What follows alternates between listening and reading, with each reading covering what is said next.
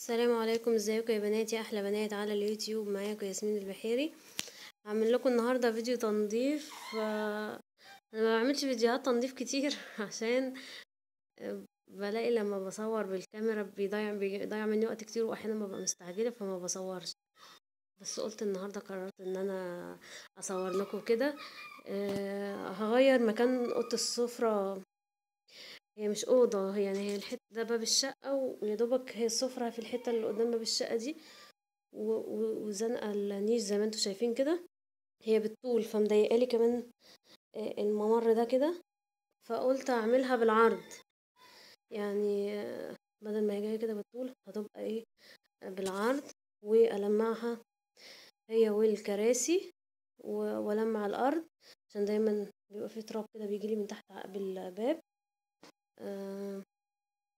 بس الحته دي بالنسبه لي مهمه قوي، عشان انا بصور 3/4 فيديوهاتي هنا عشان الكشاف اللي فوق ده قوي، فعشان الإضاءة تطلع حلوة في التصوير. فدي بالنسبة لي حتة مهمة، وعايزاها تبقى مريحة بالنسبة لي. ولما بقعد في مكان كتير فترة طويلة في نفس المكان بنفس الترتيب بتاعه بمل، قلت اغير بقى. ف زي ما انتم شايفين، شفتوا انتوا المنظر ده. هعملها بالعرض وارجع لكم واقول لكم انا عملت ايه بالظبط. شايفين يا بنات، انا حضرت اهو ميه المسح وحطيت فيها ديتول، وهحط فيها المنظف اللي انا وريته لكم قبل كده بتاع الحشرات. ملو غطا بس، ملو غطا واحد. بسم الله. اوكي. ممكن تحطي كمان رشه ملح في الميه المسح عشان الطاقه السلبيه والحاجات دي. وعندي حته منديه مش مبلوله ولا ناشفه، منديه. والمضرب بتاعي ده، كراسي السفره هي عايزه تتلمع وعايزه تتنفض، لمعها معايا بقى ايه من كل التراب.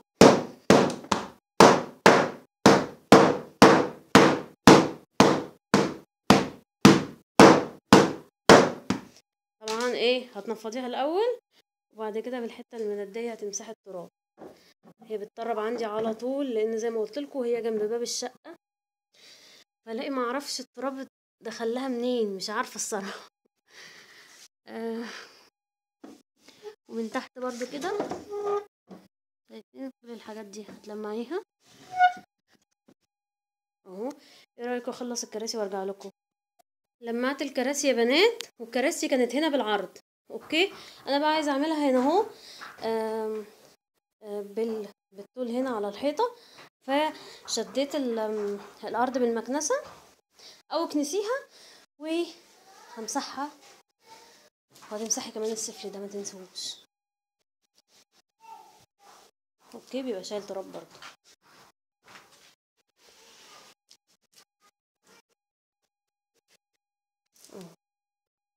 وهلمع النيش كمان.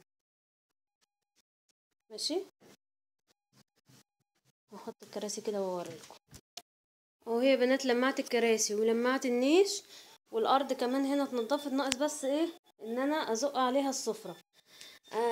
ملحوظه بس، ما تيجي تحطي كراسي قريبه من الحيطه، خلي ايدك كده وتخش، لو ايدك دخلت كده تبقى مبحبحه في براح كده ما بين الكرسي وما بين الحيطه، عشان شايفين بيقشر ازاي.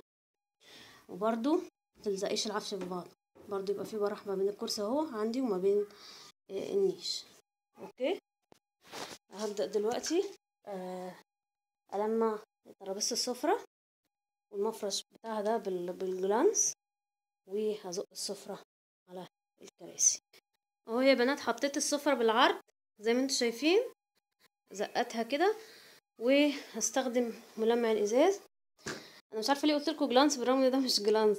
جلانس بتاع زمان برقبه ده الصراحه، يعني مفيش في السوق غير جلاسي ده، ومش زي بتاع زمان. هلمع كده السفرة والمفرش، انا لسه مغيراه.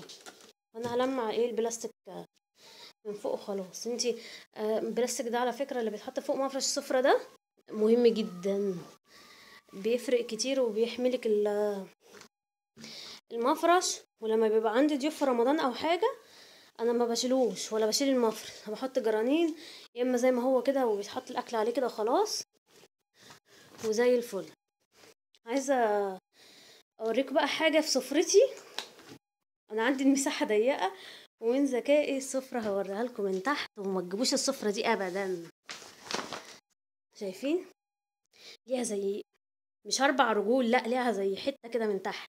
اولا بتلم تراب وبتطلع عيني، و اللهم صل على النبي. الكراسي لما بتيجي تزقي الترابيزه على الكراسي مش داخله جوه الكراسي، في مساحه ما بينها وما بين الترابيزه.